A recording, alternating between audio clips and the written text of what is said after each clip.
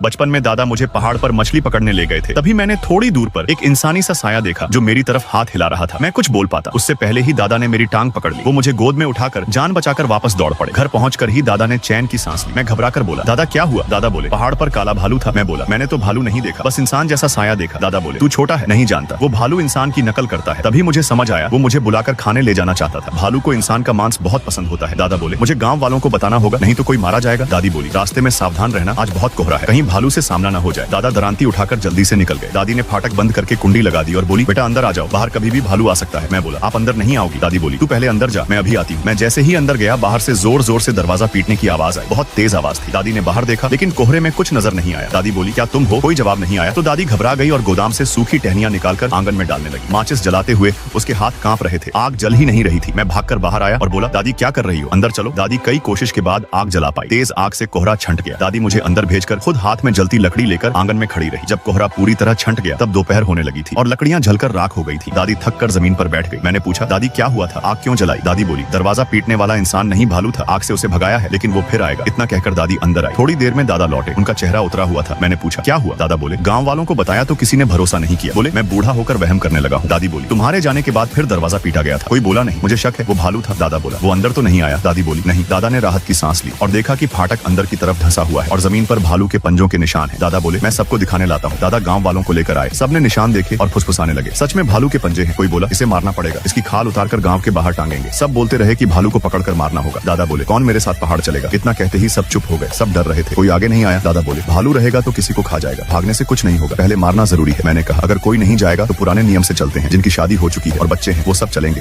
लोग बोले, भालू कितना बड़ा है? दादा बोले, बस 700-800 किलो तुम्हारी मोटी सुअर जितना। यह सुनकर लोग थोड़ा निश्चिंत हुए। करीब 15 आदमी हथियार लेकर दादा के साथ पहाड़ चले गए। दादी मुझे लेकर मामा के घर चली गई क्योंकि वहाँ 2 बड़े काले कुत्ते थे और जगह सुरक्षित थी। लेकिन जैसे ही हम वहाँ पहुंचे, मामा अचानक सन्न रह गए।